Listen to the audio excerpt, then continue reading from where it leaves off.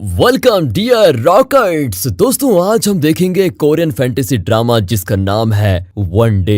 एक ब्लाइंड लड़की का एक्सीडेंट हो जाता है, उसकी आत्मा उसके शरीर से बाहर आ जाती है। वो किसी को नजर नहीं आती सिवाय एक आदमी के। आत्मा खुद हैरान है कि सिर्फ ये मुझे कैसे देख पा रहा है। फिर वो आत्मा क्या करती है और सिर्फ उस आदमी को ही आत्मा क्यों दिखाई दे रही है, ये सब कुछ जानने के लिए इस मजेदार वीडियो को एंड तक देख लीजिए और एंजॉय कीजिए। बाकी चैनल को सब्सक्राइब करने के साथ बेल आइकन को क्लिक करने के साथ यूट्यूब का नोटिफिकेशन ऑन रखने के साथ इंस्टाग्राम और फेसबुक पे हमें फॉलो करने के साथ चलते हैं मूवी के अंदर। मूवी की शुरुआत में हीरो ली को दिखाते हैं जो सड़क के पास खड़ा सोच रहा है कि यार अब मैं क्या करूं। दूसरी ओर एक औरत का फ्यूनरल हो रहा होता है जहां एक आदमी ली को कॉल करता है। ली के फोन पर ब्रदर इन लॉ करके कॉलिंग आती है, मतलब जो मरी है वो ली की वाइफ है। पर ली अपनी वाइफ के फ्यूनरल में जाने के बजाय अपने साले का कॉल काट कर बास्केटबॉल प्रैक्टिस करने लगता है। अगले दिन ली अपने ऑफिस जाता है। ली एक इंश्योरेंस कंपनी का एजेंट है। वहाँ ली का साला वेट कर रहा होता है। ली कहता है कि एक काम करते हैं ना, हम बाहर जाकर बात करते हैं। लेकिन साला कहता है कि तुमने ही मेरी बहन को मार डाला होगा तभी तो तुम उसके फ्यूनरल में नहीं आए। ली उसे कैसे भी करके चुप कराने की कोशिश करता है, लेकिन वो बार बार ली को खूनी कहता है। ली फिर उसे ठंडे दिमाग से समझाने की कोशिश करता है पर वो और बिगड़ जाता है। तभी ली के कलीग्स उन्हें घूरने लगते हैं तो ली कहता है कि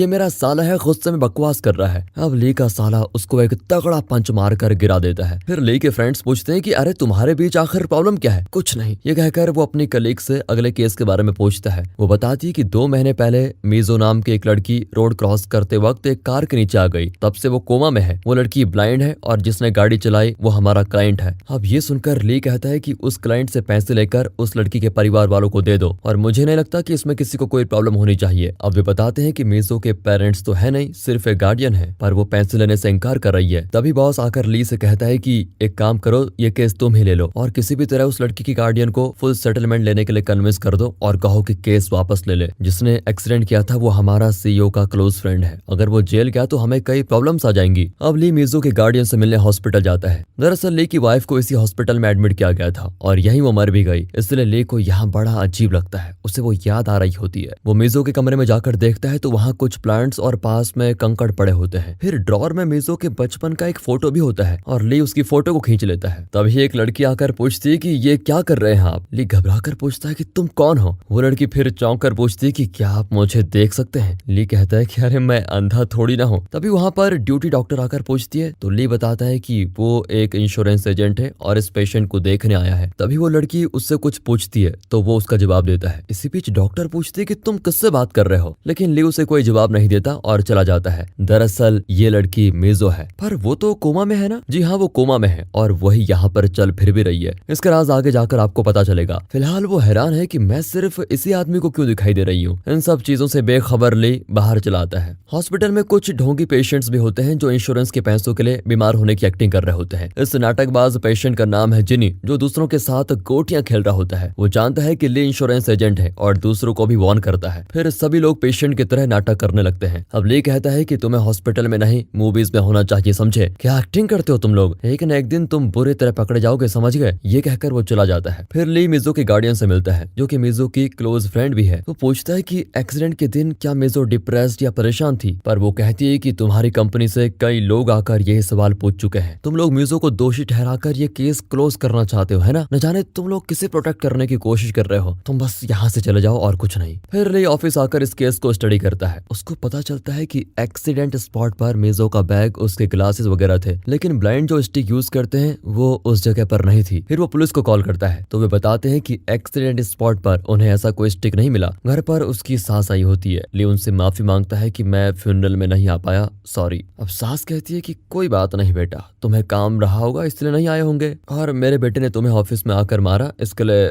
मुझे माफ कर दो। कोई बात नहीं माँ जी, वो छोटा है, गुस्से में ऐसा कर बैठा, कोई बात नहीं। फिर वो ऊपर ली का बेडरूम क्लीन करने जाती है तो ली कहता है कि मैं खुद कर लूंगा। जब से उसकी वाइफ मरी है वो अपने बेडरूम में गया ही नहीं। सास के जाने के बाद ली घर में अकेला होता है। उसे अपनी वाइफ की आवाज आती है। फिर वो बाहर में जाता है और लौटते वक्त उसके पॉकेट में एक कंकड़ होता है। जो उसने मेजो के कमरे में देखा था। तभी वो हॉस्पिटल जाकर उसे मेजो के पास ही रख देता है और नशे में मेजो से पूछता है कि तुम ब्लाइंड होकर वॉकिंग स्टिक के बिना रोड क्रॉस क्यों कर रही थी, तुम्हें डर नहीं लगता था क्या? फिर कुछ बड़बड़ाकर वो नशे में वहीं सो जाता है। सुबह उसका नशा उतरता है तो मेजो को सॉरी कहकर वो बाहर आ जाता है। तभी पेशेंट जिनी मजे से स्कूटर में आ रहा होता है। ली उसकी फोटो क्लिक करता है तो देखता है कि कल देखी हुई लड़की एक छोटे लड़के से बात कर रही है, पर वो अचानक गायब हो जाती है। ली उस बच्चे से पूछता है तो वो कहता है कि अंकल मैं तो कब से यहाँ अकेला बैठा हूँ, मैं किसी भी लड़की से बात नहीं कर रहा था, ना ही मैंने किसी को देखा। फिर ली कंफ्यूज होकर जिनी के पास जाता है और कहता है कि मेरे पास प्रूफ है कि तुम इंश्योरेंस के पैसों के लिए बीमार होने का नाटक कर रहे हो। पर जिनी कहता है कि तुम्हें जो करना है कर लो, मैं नहीं डरने वाला। तभी वो लड़की ली को हेलो कहती है। ली उससे उसका नाम पूछता है। अब जिनी कंफ्यूज्ड है कि ये किससे बात कर रहा है। ली कहता है कि मैं तो उस लड़की से पूछ रहा हूँ जो तुम्हारे पीछे खड़ी है, पर जिनी को वो दिखाई नहीं देती। लड़की कहती है कि मेरा नाम मेजो है और मैं आपके अलावा किसी और को नहीं दिखाई दूंगी। फिर जिनी ली को पागल समझकर चला जाता है। ली कहता है कि मेजो तो कोमा में है, फिर तुम मेजो कैसे हो गई? मेजो बताती है कि वो और मैं एक ही हैं। ली उससे फिर इरिटेट होकर जाने लगता है तो वहाँ आईने में मेजो की परछाई दिखाई ही नहीं देती। अब ली घबराकर भूत भूत चिल्लाकर वहाँ से भाग जाता है और सीधे घर जाकर रुकता है। इससे वो बहुत परेशान हो जाता है कि वो भूत थी या मेरे साथ कोई प्रैंक कर रही थी। अगले दिन वो हॉस्पिटल का सीसीटीवी फुटेज देखता है तो हर जगह वो अकेले ही खड़ा है, कहीं नहीं होती। वो फिर हॉस्पिटल जाता है तो मेजो छत पर बैठी होती है। सच जानने के लिए ली भी छत पर जाकर देखता है कि पानी की एक बूंद मेजो की हथेली में गिरकर उस पर निकल जाती है। ये देखकर तो ली बेहोश हो जाता है। कुछ देर के बाद मेजो बताती है कि मैं मेजो की आत्मा हूँ, वो कोमा में है, लेकिन जब वो सोती है तो मैं बाहर निकल जाती हूँ, जब वो कॉन्शियस होती है तो मैं उसके शरीर के अंदर चली जाती हूँ। मेजो ब्लाइंड है लेकिन मैं इसकी आत्मा हूँ और मुझे सब कुछ दिखाई दे रहा है। मुझे कोई नहीं देख सकता लेकिन न जाने तुम क्यों मुझे देख पा रहे हो। अच्छा, मतलब ये कि तुम एक भूत हो? नहीं, भूत मत बोलो मुझे, मैं मरी थोड़ी ना हूँ, मैं सिर्फ मेजो की आत्मा हूँ। अब ली उससे बातचीत करने लगता है तो वो बताती है कि मुझे एक जगह जाना है। ली कहता है तुम तो आत्मा हो, तुम तो कहीं भी उड़कर जा सकती हो, मुझे तंग मत करो। ये कहकर वो बाहर निकल जाता है, लेकिन सभी लोग उसको पागल समझकर घूरने लगते हैं कि ये किससे बात कर रहा है। फिर उसे मेजो पर दया आ ही जाती है और वो उसे अपनी कार में लेके जाता है। मेजो जो ब्लाइंड थी उसकी आत्मा इस दुनिया की चीजों को पहली बार देखकर बहुत एक्साइटेड होती है। ये क्या है, वो क्या है, ये कर करके वो ली से पूछती रहती है। ली पहले तो शांत स्वभावी होकर कहता है कि ये ब्रिज है, वो ट्रेन है, वो कार है, वो बाइक है, लेकिन उसके सवाल खत्म ही नहीं होते। और फिर इरिटेट होकर वो कहता है कि अब एक भी सवाल किया तो मैं गाड़ी कहीं ठोक दूंगा, फिर हम दोनों की आत्माएं गली गली भटकेंगी, समझी? कुछ देर में वो मेजो को उस जगह पहुंचा देता है जहां वो जाना चाहती थी। दरअसल मेजो के बेस्ट फ्रेंड्स की शादी हो रही है, दूल्हा ब्लाइंड है। शादी से पहले वे पूछते हैं कि क्या किसी को इनकी शादी से कोई एतराज तो नहीं। ली हाथ उठाता है तो सभी उसे घूरने लगते हैं। वो हंस पड़ता है कि सॉरी, मुझे कोई एतराज नहीं, मैं बस हाथ उठाने का मन कर रहा था तो उठा दिया। असल में मेजो उसका हाथ पकड़कर उठा रही थी। मेजो की आत्मा किसी चीज को टच नहीं कर पाती, लेकिन पता नहीं वो ली को कैसे टच कर पा रही है। इस बात से वो भी बहुत खुश है। अब शादी में एक वीडियो दिखाते हैं जिसमें मेजो ने एक्सीडेंट से पहले इन दोनों को शादी के लिए बधाई दी होती है। ये देखकर मेजो बहुत इमोशनल होती है। ली भी उसके साथ चलने लगता है। वो बताती है कि इन्हीं फ्रेंड्स को मैंने अपनी फैमिली मानी थी। फिर वे गार्डन में जाते हैं तो मेजो बताती है कि ये मेरा फेवरेट डॉग है, इसका नाम मैंगो है, आप इसे सहलाओ ना। ली को डॉग से सख्त एलर्जी होती है, इसलिए वो मना कर देता है, पर मेजो उससे बहुत रिक्वेस्ट करती है तो वो प्यार से मैंगो को सहला देता है। फिर ली मेजो को हॉस्पिटल में ड्रॉप करता है तो मेजो कहती है थैंक यू, आज मैं बहुत ही खुश हूँ। दरअसल एक्सीडेंट स्पॉट पर मेजो का वॉकिंग स्टिक नहीं मिला था, इसलिए इंश्योरेंस कंपनी ये प्रूव करना चाहती है कि मेजो अपना वॉकिंग स्टिक इसलिए नहीं लाई क्योंकि वो खुद ही अपनी जान लेने के लिए गाड़ी के नीचे आ गई। इस तरह उन्हें ना तो इंश्योरेंस के पैसे देने पड़ेंगे और उनके सीईओ का फ्रेंड जिसने एक्सीडेंट किया था वो भी बच जाएगा। पर अब ली ये सब कुछ नहीं करना चाहता क्योंकि ये गलत है। कितना अच्छा होता अगर सारे इंश्योरेंस एजेंट्स ऐसा ही सोचते हैं ना। वैसे आपका क्या ख्याल है दोस्तों, कमेंट्स में बताइएगा। दरअसल ली का काम यह है कि इस हॉस्पिटल में जो उनकी कंपनी के मेडिकल इंश्योरेंस होल्डर्स हैं उन्हें ऑब्जर्व करके पता लगाना है कि वे सच में बीमार हैं या फिर पैसों के लिए नाटक कर रहे हैं। अगर वे सच में बीमार हैं तो उन्हें इंश्योरेंस के पैसे दिलवाएंगे। इसी सिलसिले में ली एक पेशेंट से बात कर रहा होता है, पर उसका पूरा ध्यान मेजो को ढूंढने में लगा हुआ है, लेकिन मेजो जगी हुई है तो आत्मा बाहर नहीं आएगी। तभी वहाँ पर जिमी गाना गाते हुए स्कूटर में आता है कि चला जाता हूँ किसी के धुन में। ली फिर उसे वार्न करता है कि तुम बीमारी का बहाना करके इंश्योरेंस के पैसों से खा रहे हो, समझे? मैं तुम्हारी कंप्लेंट कर दूंगा, भिखारी कहीं के। ये सुनकर जिनी उसकी शर्ट पकड़ लेता है, लेकिन एक बच्चा उसको देख रहा होता है तो वो ली को छोड़कर चला जाता है। अगले दिन हॉस्पिटल में ली मेजो से पूछता है कि तुम अपने पास कंकड़ क्यों रखती हो। वो बताती है कि ब्लाइंड होने की वजह से मुझे चीजों को छूकर आइडेंटिफाई करना पड़ता है और इस तरह के गोल मटोल कंकड़ उसे बहुत ही पसंद थे, इसलिए वो इन्हें अपने पास रखती है। फिर मिजो ली का हाथ पकड़कर बताती है कि तुम बिना किसी इंटरेस्ट के एक बेमतलब की लाइफ जी रहे हो। क्यों, मैंने ठीक कहा ना? ये सुनकर ली अपना हाथ उठा लेता है। फिर वो अपना हाथ देती है कि इसे फील करके बताओ कि मेरी लाइफ कैसी है। ली को कुछ भी फील नहीं होता। वो बहुत ही दुखी होती है कि जब वो ब्लाइंड थी तो हर चीज को टच कर पाती थी, पर अब उसकी आत्मा सब कुछ देख सकती है पर किसी को टच या फील नहीं कर सकती सिवाय ली के। उसका दुख सुनकर ली उसे बाहर लेके जाता है। दोनों एक एक्वेरियम में पहुंचते हैं और वहाँ की खूबसूरत फिश को देखकर मिजो बहुत ही खुश होती है। एक लड़की को उसकी माँ के साथ देखकर मिजो को अपनी माँ की याद आ जाती है। वो ली को बताती कि मैंने सिर्फ अपनी माँ की आवाज ही सुनी है, पर न जाने वो कहाँ चली गई। जब मैं बड़ी हुई तो लगा कि अब मुझे उनकी जरूरत ही नहीं है, इसलिए मैंने उन्हें ढूंढने की कोशिश भी नहीं की। दोनों फिर मजे से शहर में घूमते हैं। एक पेड़ के फूल नीचे गिर रहे होते हैं तो मिजो खुशी से उन्हें पकड़ने की कोशिश करती है, लेकिन वे उसके हथेली पार कर जाते हैं। तभी ली उसके नीचे अपनी हथेली रखता है तो फूल वापस मिजो की हथेली पर आ जाते हैं। ये देखकर मिजो खिल जाती है। फिर वे एक बार में बैठे होते हैं तो मिजो अचानक गायब हो जाती है, क्योंकि हॉस्पिटल में मिजो नींद से उठ गई है तो उसकी आत्मा को उसके अंदर जाना पड़ेगा। मिजो कोमा में है, लेकिन वो अपनी उंगलियां हिला सकती है और उसे आवाजें भी सुनाई देती हैं। अब अगले दिन ली मिजो की बचपन की फोटो को लेकर अपने फ्रेंड के पास जाता है और उसे पता लगाने को कहता है। वो तुरंत ही पता लगा लेता है कि ये किस स्टूडियो में ली गई थी। स्टूडियो का ओनर पुराने रिकॉर्ड्स को चेक करके मिजो का नाम और एड्रेस तक बता देता है। फिर ली तुरंत उस एड्रेस पर पहुंचता है तो मिजो की माँ का ब्यूटी सैलून होता है और इसी जगह के पास मिजो का एक्सीडेंट हुआ था। ली वहाँ पर हेयर कट करने जाता है और मिजो की माँ से पूछता है कि आपकी बेटी कहाँ है। वो बताती है कि वो स्कूल गई है। ली कहता है मैं आपकी पहली बेटी मिजो के बारे में बात कर रहा हूँ, जिसे आप कई साल पहले चर्च में छोड़कर चली गई थी। इस पर मिजो की माँ कहती है कि मैं मिजो नाम की किसी लड़की को नहीं जानती, तुम चले जाओ। यहाँ ऑफिस में ली का बॉस ली को डांटता है कि तुम मिजो के केस के बारे में कुछ खास क्यों नहीं कर रहे हो, और फिर अब उसका केस किसी और को दे दिया जाता है और ली को कुछ दिन की छुट्टी लेने को कहता है। ली वहाँ से सीधे हॉस्पिटल जाता है जहाँ छोटे बच्चे जो बीमार हैं वे पतंग उड़ाकर खेल रहे होते हैं, पर एक लड़का गुमसुम बैठा होता है तो मिजो ली को जबरदस्ती उसके साथ खेलने के लिए भेज देती है। वो भी उसके साथ खेलने लगता है और पूछता है कि तुम्हारे पापा कहाँ है बेटा। वो बताता है कि हॉस्पिटल का बिल बहुत ज्यादा आता है तो पापा उसे चुकाने के लिए दिन में कंस्ट्रक्शन साइट पर काम करते हैं और रात को डिलीवरी का काम, इसलिए वो यहाँ पर नहीं आ पाए। दोनों पतंग उड़ा रहे होते हैं तो जिनी वहाँ पर आ जाता है। तभी लड़का उसे पापा कहकर बुलाता है।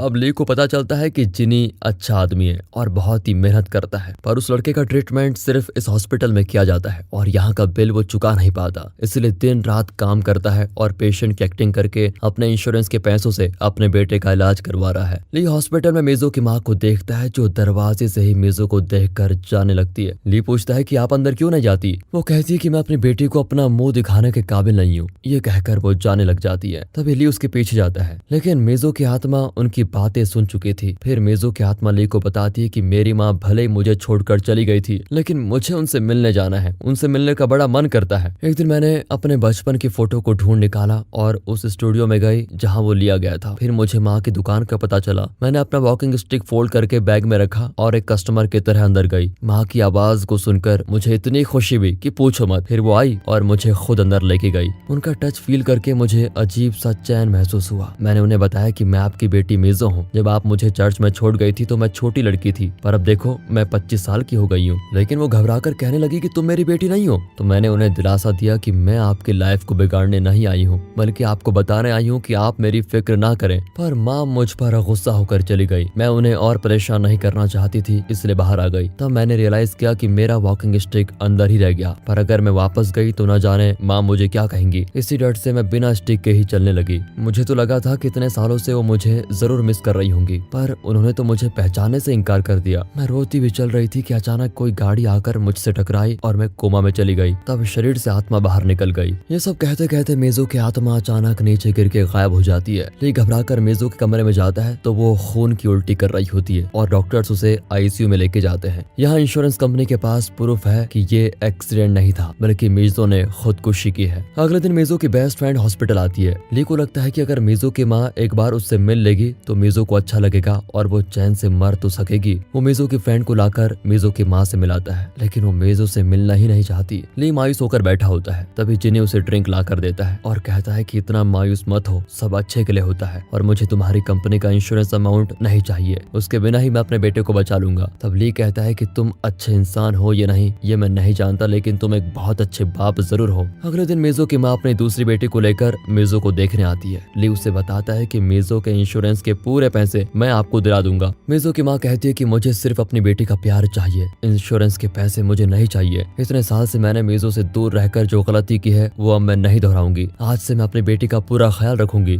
लेकिन उसकी दूसरी बेटी को ये अच्छा नहीं लगता और कहती है कि हम पहले से कर्ज तले दबे हुए हैं, ऊपर से इसका खर्च तुम कैसे उठाओगी माँ, कम से कम इंश्योरेंस के पैसे तो ले लेती। मेजो की आत्मा ये सब कुछ देख रही होती है। मेजो की माँ उसके पास बैठकर बहुत रोती है कि इतने साल बाद तुम्हें मेरी आवाज याद रही और तुमने मेरा पता भी लगा लिया, लेकिन मैंने तुम्हें पहचानने से इनकार कर दिया। मेरी वजह से बेटी तुम्हारा ये हाल हुआ है, प्लीज मुझे माफ कर दो। ये सब कुछ सुनकर मेजो की आत्मा फूट फूट कर रोती है, पर उसे तसल्ली भी होती है कि जिस माँ के प्यार के लिए वो तरस रही थी अब वो खुद उसका ख्याल रखने के लिए आ गई है। अब ली का बॉस मेजो की गार्डियन को इंश्योरेंस सेटलमेंट देकर चुप कराने का प्लान बना रहा होता है, लेकिन अब मेजो की माँ बीच में आ गई है और सेटलमेंट नहीं लेना चाहती। वो ली पर बिगड़ जाता है क्योंकि उसी ने मेजो की माँ को इस केस में इन्वॉल्व किया था, पर ली अब भड़क जाता है तो बॉस चुप होता है। हॉस्पिटल में मेजो की आत्मा बताती है कि माँ मेरे लिए बहुत तकलीफ झेल रही है, मैं उन्हें खुश देखना चाहती थी, लेकिन मेरे ट्रीटमेंट के लिए उन्हें दिन रात काम करना पड़ रहा है, फिर हॉस्पिटल आकर मेरी देखभाल भी करनी पड़ती है। डॉक्टर्स की बातों से लगता है कि मैं हमेशा इसी तरह कोमा में रहूंगी। तो क्या उम्र भर मेरी माँ इस तरह मेरे लिए दुख झेलेगी? मैं ऐसा नहीं होने दूंगी। आप प्लीज मेरे कमरे में जाकर मेरा ऑक्सीजन लाइन कट कर दीजिए, मैं मर जाऊंगी तो मेरी माँ की तकलीफ भी खत्म हो जाएगी। अब ली उसे डांटता है कि रिश्ते क्या सिर्फ खुशी में साथ होते हैं, दुख में अलग हो जाते हैं क्या? मैं अपनी वाइफ से बहुत प्यार करता था, हमारी लाइफ बहुत ही हंसी खुशी चल रही थी। अचानक एक दिन उसके दोनों पैर पैरालाइज हो गए और पता चला कि पूरी लाइफ वो व्हील चेयर पर ही रहेगी। पहले तो वो पूछती है क्या मैं तुम पर बोझ बनी हूँ? मैंने उसे बताया कि तुम कभी भी मेरे लिए बोझ नहीं बनोगी, तुम्हारे लिए ये सब कुछ मैं खुशी से करता हूँ। पर धीरे धीरे वो बात बात पे चिल्लाने लगी कि मैं तुम्हारे लिए बोझ हूँ, तुम मेरी मौत का इंतजार कर रहे हो। ऐसे कठोर शब्द मुझे बहुत हर्ट करते थे, लेकिन मैं उसके दिल को समझ सकता था और हमेशा उससे प्यार करता रहा। एक दिन हम एक ढलान के ऊपर टहल रहे थे तो उसने कहा कि उसे ब्लैंकेट चाहिए। मैं ब्लैंकेट लेने गया, लेकिन जब मैं लौटा तो व्हील चेयर और मेरी वाइफ वहाँ नहीं थे। शायद मैं व्हील चेयर को लॉक करना भूल गया था। व्हील चेयर ढलान में तेजी से नीचे गया और सड़क पर चलती गाड़ी से टकरा गया। मैंने अपनी वाइफ को इसी हॉस्पिटल में एडमिट किया और यहीं पर उसकी जान भी गई। जैसे वो मेरे लिए बोझ नहीं थी, उसी तरह तुम अपनी माँ पर बोझ नहीं हो। मेजो बताती है कि उस दिन जब आप अपनी वाइफ को यहाँ लाए तो मैंने आपको देखा था, आप एकदम टूट चुके थे। आप और मेरी माँ एक जैसे हैं और मैं और आपकी पत्नी एक जैसे हैं। मैं जो करना चाहती हूँ वही आपकी पत्नी ने भी किया था। ये कहकर मेजो ले का हाथ अपने गाल पर रखती है। दोनों